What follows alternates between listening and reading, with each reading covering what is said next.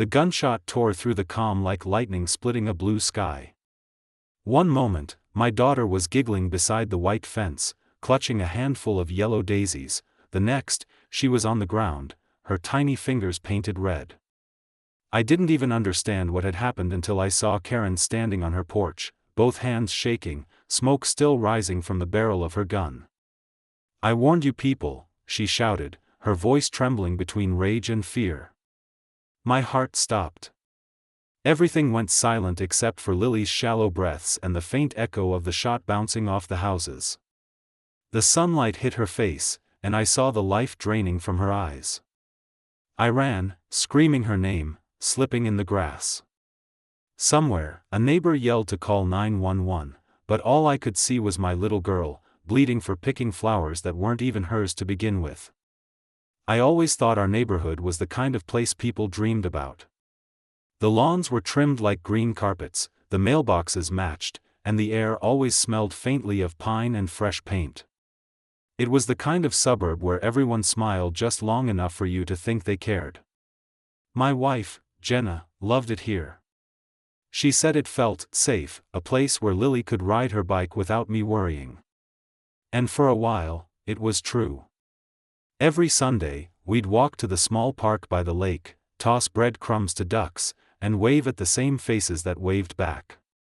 The sound of sprinklers clicking, kids laughing, distant lawnmowers, it all became the rhythm of our lives. But beneath that rhythm was something else, something fake, like a song slightly out of tune.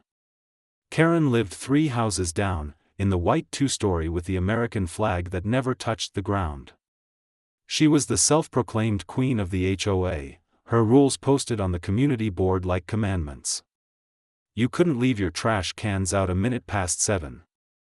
You couldn't park your car on the curb for more than 15 minutes. And heaven forbid a child rode a scooter on the sidewalk.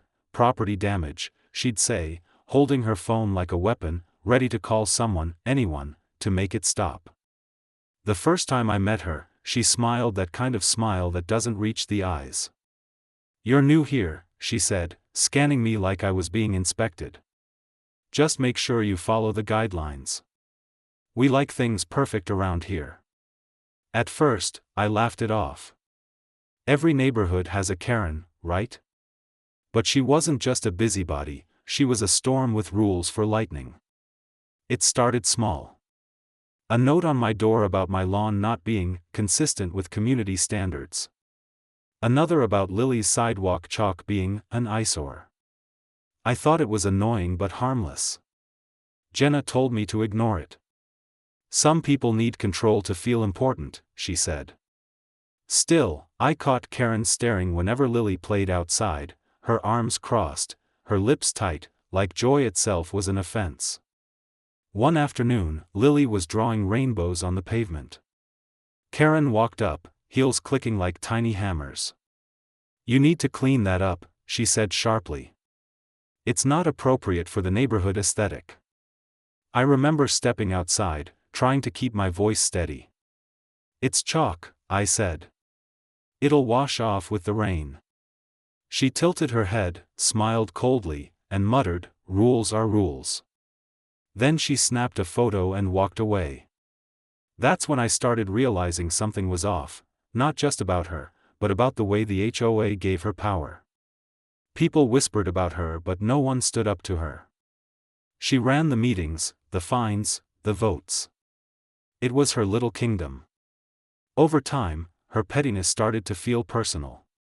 She'd glare at Lily's toys left on the porch. She'd walk her dog past our yard just to inspect the flower bed. She even sent a warning letter because our mailbox color didn't match the HOA-approved beige. Jenna tried to keep the peace, baking her cookies once as a goodwill gesture. Karen accepted them but later complained that the smell attracted ants. That night, Jenna looked at me across the dinner table and said quietly, "I don't trust that woman." We tried to focus on the good, the cookouts, the Christmas lights, the laughter that still filled our home. Lily was our heart. She'd wake up early to water the flowers with her little pink watering can, waving at the neighbors who actually waved back. She'd say, "Daddy, when I grow up, I want to plant flowers everywhere so everyone can be happy. I'd smile and tell her she already made that happen. But sometimes, when she ran too close to Karen's yard, I'd feel a shiver crawl up my spine.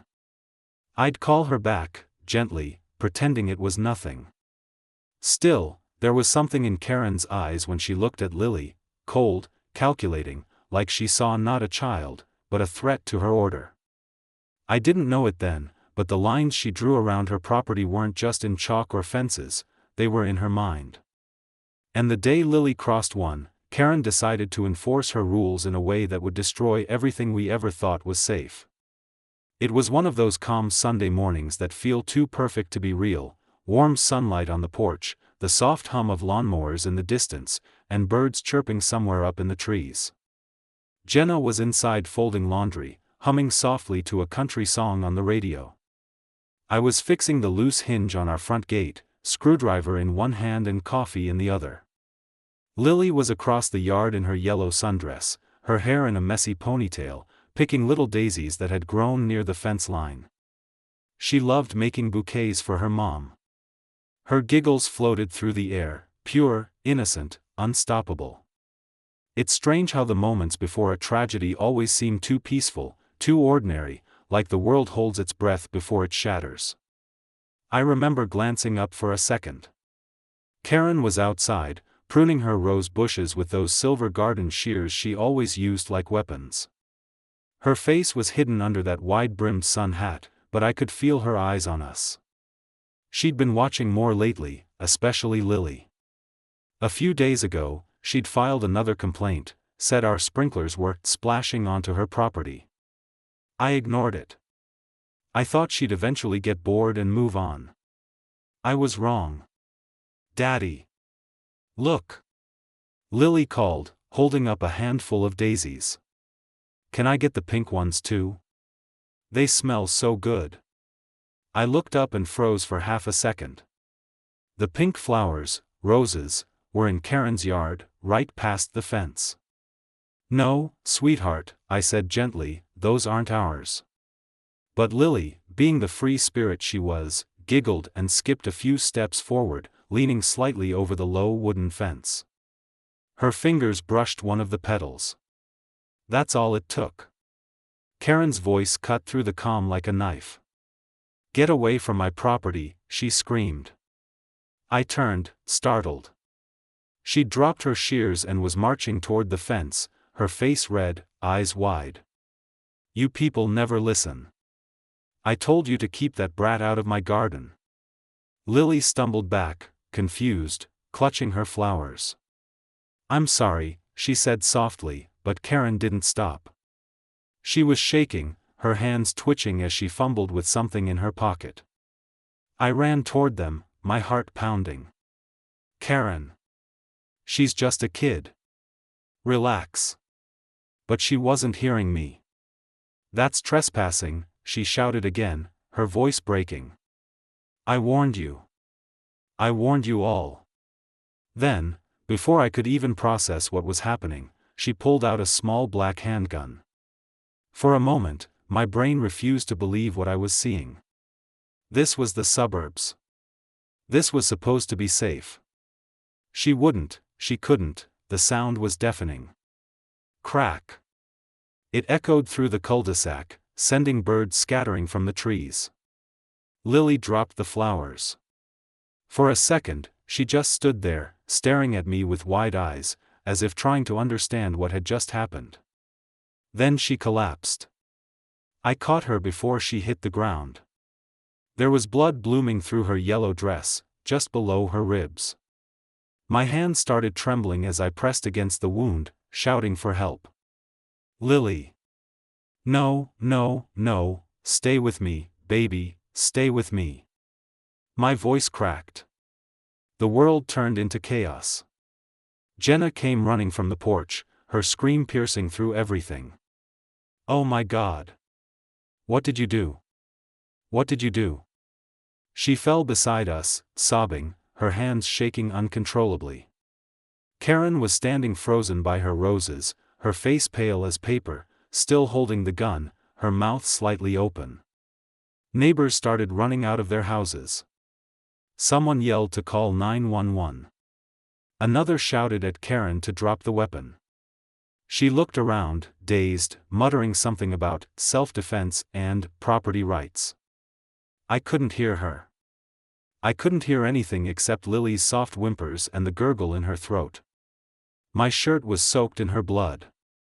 I pressed harder, desperate. "You're okay, baby. Daddy's here. You're okay." The sirens came faster than I thought possible, but time had already stopped for me. The flashing red and blue lights painted our house like a nightmare. Police rushed in, shouting commands. An officer grabbed Karen's arm, wrestled the gun away. She kept insisting, "I didn't mean to." She crossed the fence. I was scared. Scared. That word. It burned in my brain. She wasn't scared, she was hateful. She didn't see a child. She saw an inconvenience. The paramedics lifted Lily onto a stretcher, their gloves slick with red. Jenna tried to follow, but they held her back. "We need space, ma'am." I remember the metallic smell of blood, the sterile bite of the oxygen mask they placed on Lily's face. Her eyes fluttered open for a second. "Daddy," she whispered. "It hurts." My throat closed up. "I know, sweetheart. I know. Just breathe, okay? Just breathe." They sped off, and I followed in my car, the world blurring past me in streaks of color. Every red light felt like an eternity. Every second, I saw her tiny hands clutching those flowers. At the hospital doors, I ran inside, screaming her name. They took her into surgery. Jenna collapsed into my arms, trembling, whispering prayers over and over. I couldn't feel my legs. Couldn't feel anything except the pounding in my chest. Came to take my statement, my voice was flat. I told them everything. The warnings, the complaints, the threats. One of them sighed and said quietly, "We've had other reports about her before." I stared at him, numb. Then why was she still out there with a gun? He didn't answer. That night, I sat alone in the waiting room, my hands still stained with Lily's blood. I looked through the window at the dark sky and whispered to myself, this neighborhood was supposed to protect us. But I knew then, it never would again. That was the moment everything I believed about safety, community, and justice shattered forever. The hospital smelled like bleach and fear. I sat there in the waiting room, my hands still trembling, the blood on my shirt dried to a dark rust. Jenna was beside me, silent, her eyes red and hollow. We'd been there for what felt like a lifetime, watching nurses rush past, hearing the constant beeping of monitors behind closed doors. Every time the door swung open, I looked up, praying for news that never came. The sound of my daughter's scream was still echoing in my skull, looping endlessly. The image of her small body in that yellow dress, her fingers clutching the daisies, replayed over and over until it was all I could see. When the surgeon finally came out, his face said everything before his mouth did. "She's stable, for now," he said quietly, his hands folded like he didn't want to touch the weight of the words. The bullet went through her abdomen. It missed her liver by less than an inch. "We've stopped the bleeding, but she's not out of danger." I felt my legs go weak. Jenna buried her face into my chest and sobbed, the kind of sound that tears a soul apart. The doctor's words kept spinning in my head, less than an inch. Half an inch between living and dying, all because of a flower. When I finally stepped into her room, the sight nearly broke me. Lily looked so small on that hospital bed.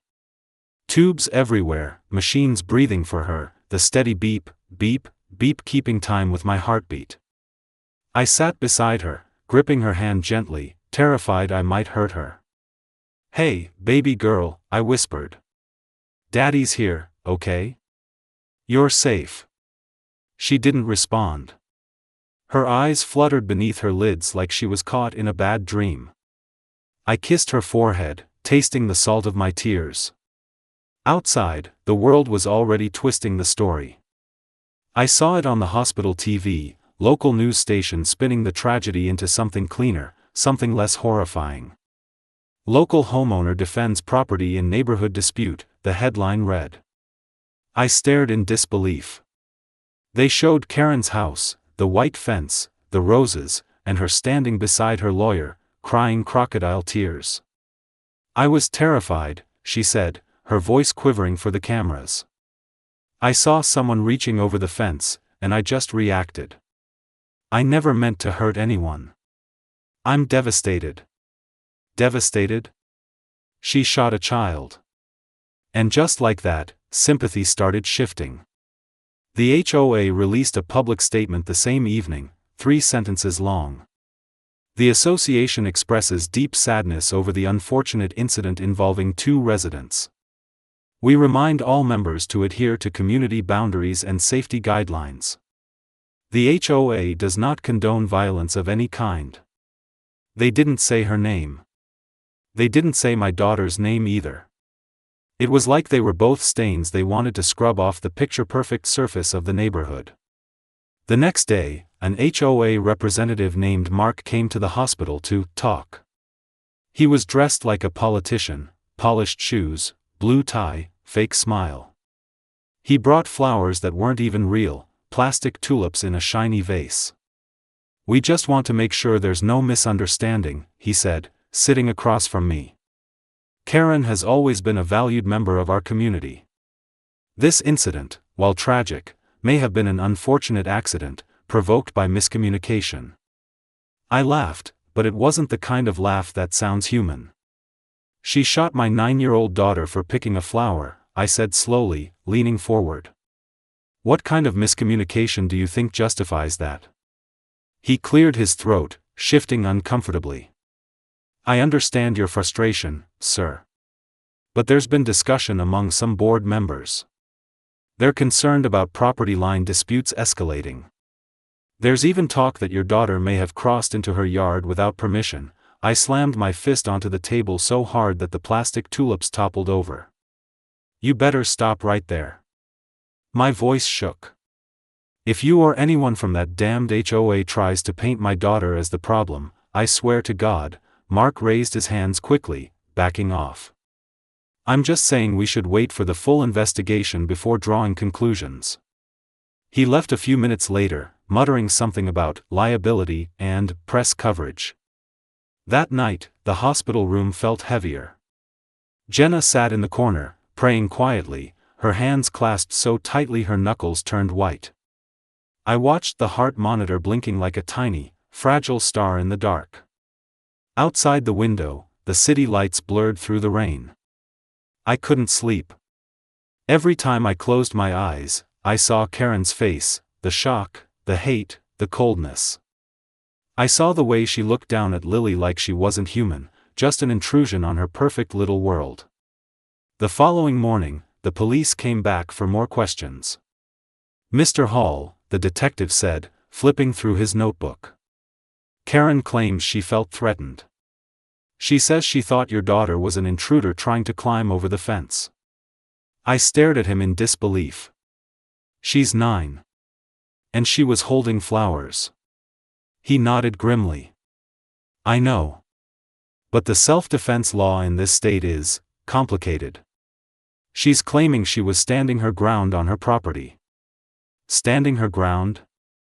My voice rose. She shot a child through the stomach. The detective sighed. We're collecting evidence, but without witnesses close enough to see the moment it happened, her attorney's already framing it as a split-second reaction. That's when the realization hit me like a truck. The system wasn't built for justice, it was built for excuses. People like Karen, with money, connections, and influence, always found a way out. She was already out on bail.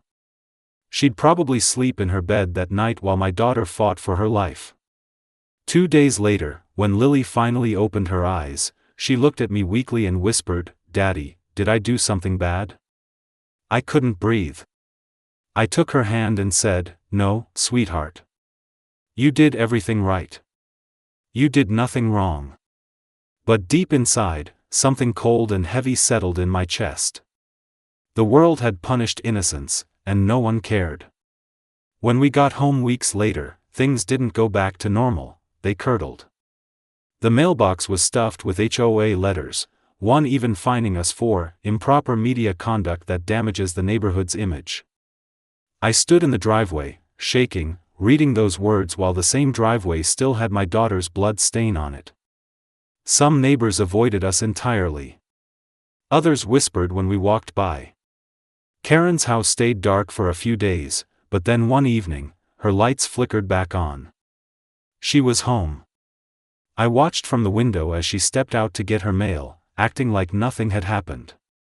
She waved to another neighbor, smiled, even watered those same rose bushes. It was like watching a ghost pretend to be human. I felt something inside me shift, a quiet, simmering fury that wouldn't go away.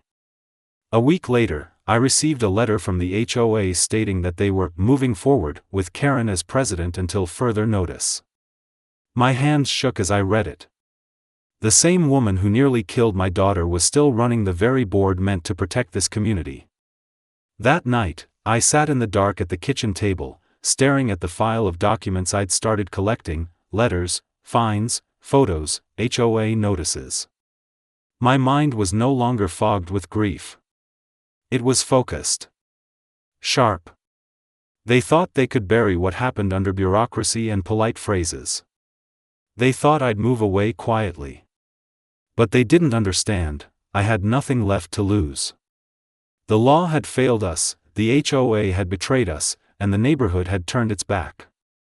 So I decided to fight back my own way. Not with violence, but with truth. Cold, undeniable truth. I opened my laptop and began digging into HOA budgets, meeting minutes, property maintenance contracts. I started seeing patterns. Overcharges. Fake invoices. Money disappearing into accounts linked to Karen's relatives. Every page I found was another spark in the fire growing inside me.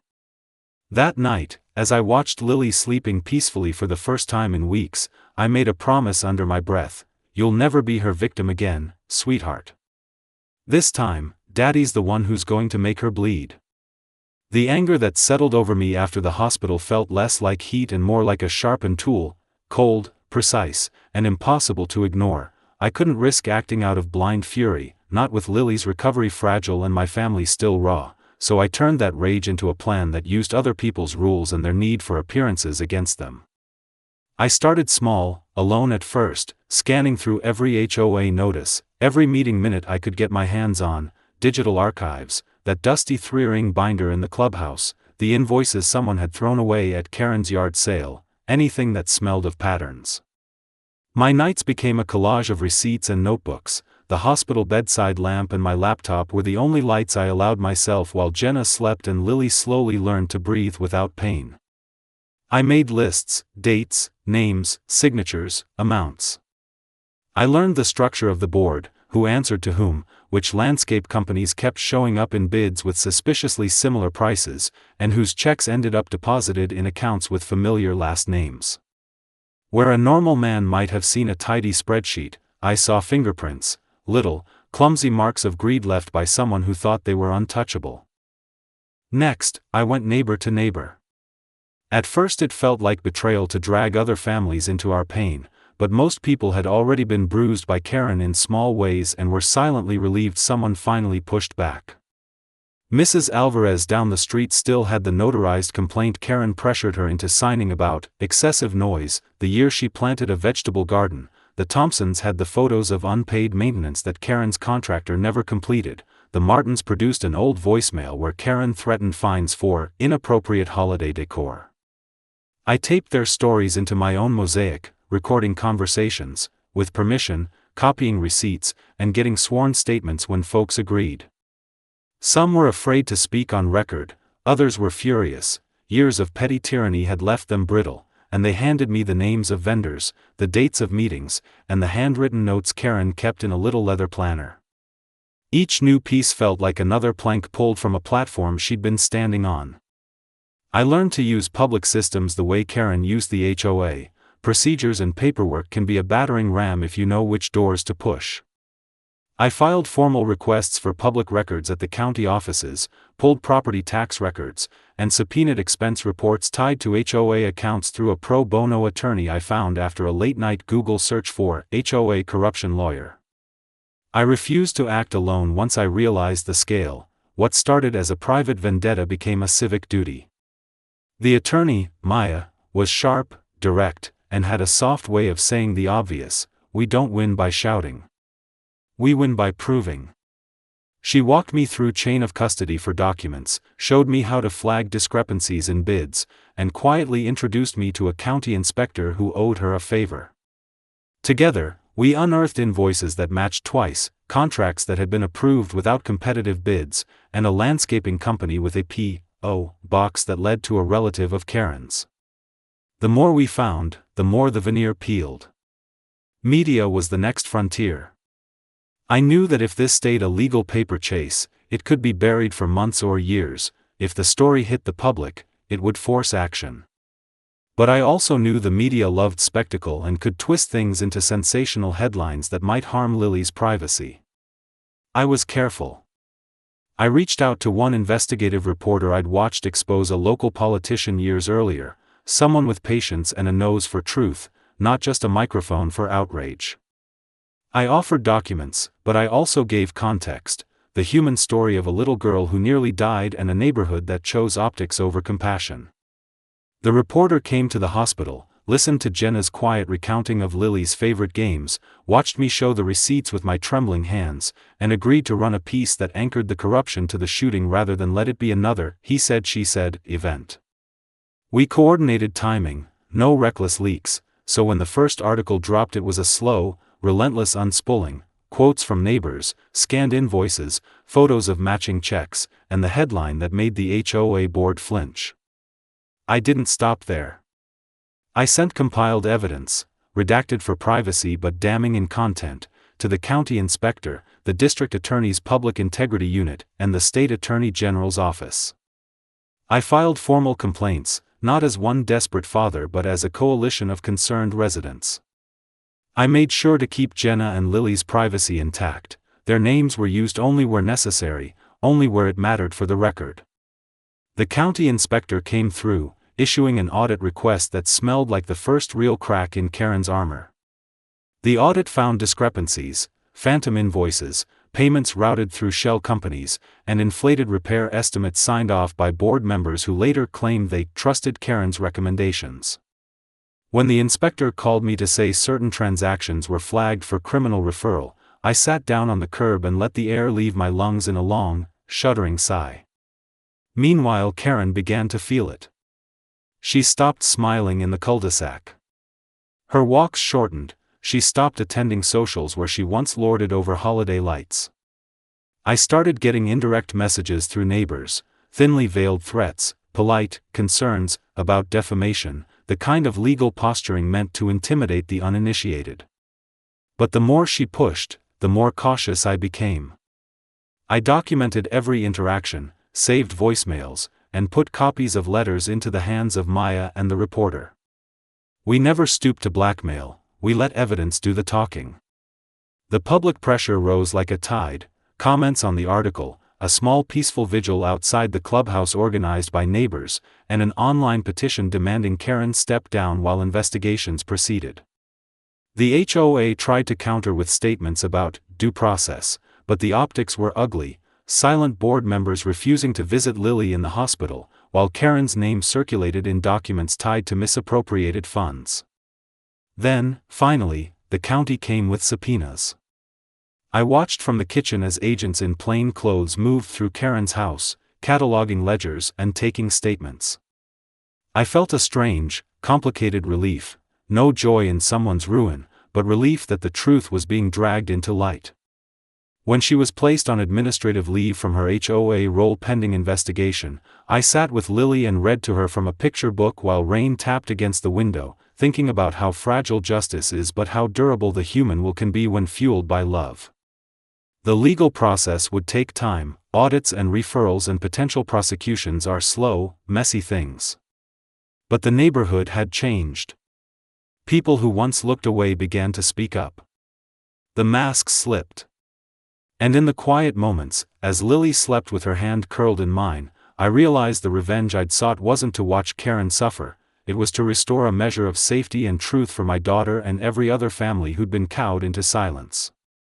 We used the system against the system, not with violence, but with persistence, proof, and the stubborn refusal to let a life become a footnote in a perfectly manicured neighborhood. The day everything tipped felt like the moment before a thunderclap. You could smell the electricity in the air and feel people holding their breath, waiting to see which way the wind would lean, when the county inspector's truck pulled up and the reporters began to gather like birds around a dropped piece of bread. I stood at the kitchen window with Lily on my hip, watching our cul-de-sac that had once been so ordinary become a stage for truth.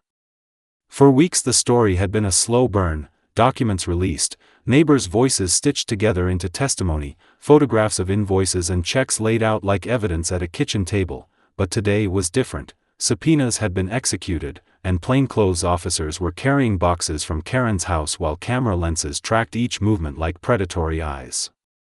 My throat was raw from talking to reporters. Jenna held my hand so tight my knuckles went white. Lily, who had been barely more than a whisper the night she was wheeled into surgery, squinted at the flashing lights with a curiosity that made my heart both ache and swell. She understood in a child's way that something that frightened us was finally being seen.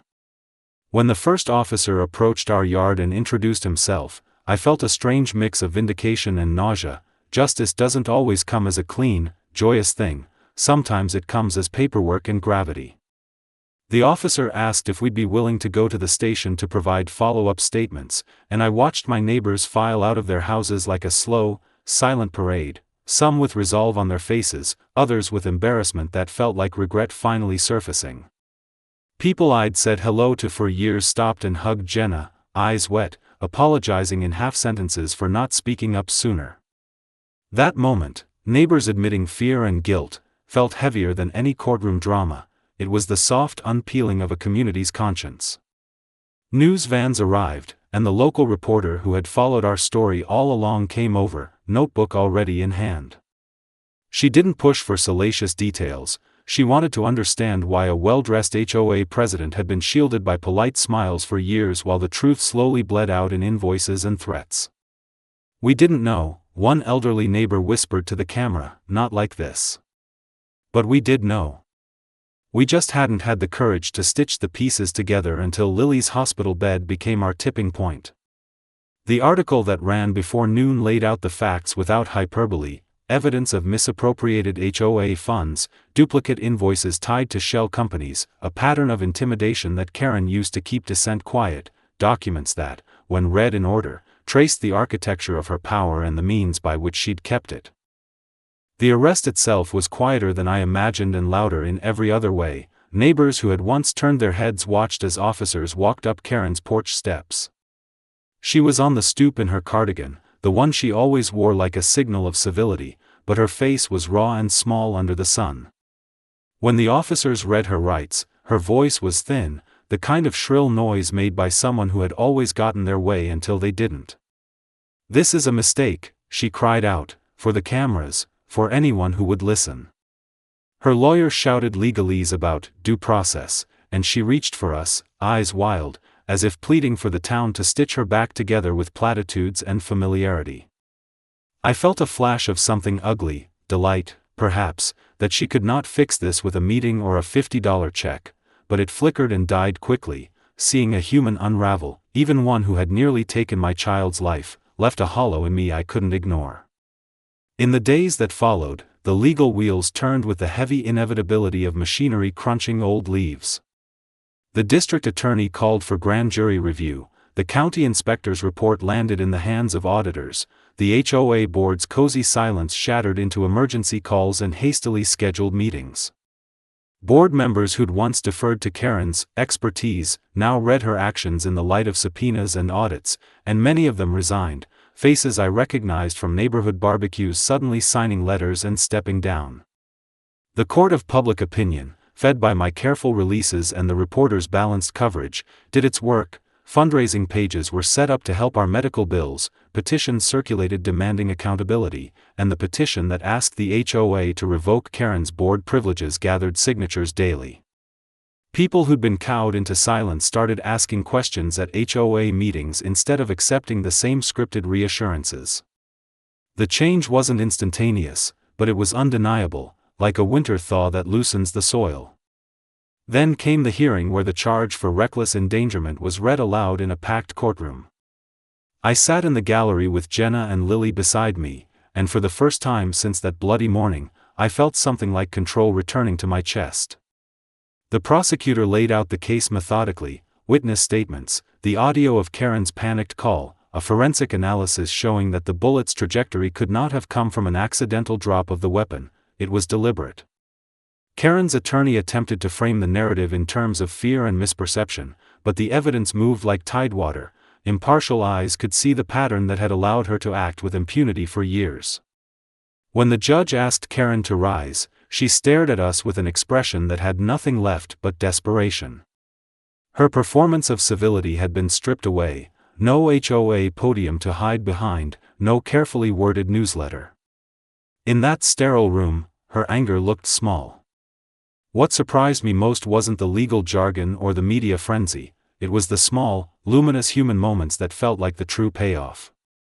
Mrs. Alvarez, who had once avoided conflict for fear of fines, stood at the microphone and recounted being bullied into silence by Karen's threats. The Thompsons read aloud the unpaid invoices. A teenage boy who had watched Lily fall that day, and who had once been too frightened to speak, spoke up with a voice that trembled but didn't break. Each testimony was a chip of truth removed from the edifice Karen had built. Together they made a mosaic that could not be dismissed. And when the prosecutor finally rested, the courtroom felt unusually silent, like a held breath released. The twist wasn't some cinematic bloodletting, it was a reversal of roles so small and ordinary that it felt like a subtle miracle. The woman who had weaponized rules and social niceties to terrorize a neighborhood was now the one who had to answer to those same systems. Her name now appeared in legal filings instead of HOA minutes. Her image was not the smiling president but a mugshot processed and filed away. The roses she'd tended so religiously were trampled by evidence bags and foot traffic as investigators photographed her yard for the record. The same porch where she had looked down on us with disdain was now the place officers had stood and read her rights, an image that, in its own quiet way, felt like closure. On the day the charges stuck and the judge set a trial date, I took Lily back to the fence where she had picked the daisies. It was a small, private pilgrimage. The daisies were still there, fragile but stubborn, nodding in the late afternoon breeze. I knelt beside my daughter, whose scar was a pale, stubborn line beneath her ribcage, and she placed another handful of flowers in my hands. "They're my second chance flowers," she said, like a child giving a gift that felt, to her, like the most natural thing in the world. I felt everything: relief, rage, sorrow, and a softness that wouldn't leave me, the understanding that justice had not erased what happened, but had made space for life to continue. Weeks later, the neighborhood began to heal in small ways. The HOA restructured, new bylaws were written with transparency in mind, and the community garden, once a battleground of petty rules, was reopened as a public space with volunteer hours and oversight committees. The same yard where red had once stained the grass became a place where neighbors planted wildflowers together, hands in soil, side by side. I watched Karen's house from across the street as construction crews boarded up the windows. The roses she'd loved wilted without their mistress. There was no gloating in those moments for me, only a quiet satisfaction that truth had a way of finding purchase, even in neighborhoods built on appearances. When the trial finally concluded months later with a conviction for charges related to reckless discharge and a slate of civil penalties tied to the financial misdeeds, I felt the kind of exhaustion that comes after climbing a mountain you never asked to scale. The legal victory didn't unring the screams or stitch the bruise on Lily's belly, but it reclaimed something essential: the principle that no one, not even a ruler of an HOA, is above accountability. Standing in the garden later that summer, watching Lily chase a butterfly among the daisies, I realized the true twist was not that Karen fell, but that a community that had once looked the other way found its courage to stand together. Justice, slow and imperfect, had shown up, and with it, a small, stubborn hope that the next generation might grow up in a place that remembered to put people before rules. When I look back on it all now, what stays with me isn't the sound of the gunshot, it's the silence that followed, the way a whole community stood still before finally remembering what it meant to care. The rules, the fines, the neat lawns, they were never what made this place worth living in. It was the people, the small kindnesses that somehow got lost between HOA meetings and printed guidelines. I used to think justice meant punishment. Now I think it means truth, uncomfortable, unpolished truth that forces us to see what we've ignored. Lily's scars will never fully fade, but neither will her laughter, and that laughter is what rebuilt us more than any courtroom verdict ever could. If you've ever had a neighbor like Karen, someone who hides cruelty behind just following the rules, tell me in the comments. Because sometimes, justice doesn't come from courts or police reports, sometimes it starts with one voice refusing to stay quiet. Remember this, no rulebook can protect a community that's forgotten its heart. Be the neighbor who speaks up, who steps forward, who waters the flowers instead of guarding the fence. That's where change begins.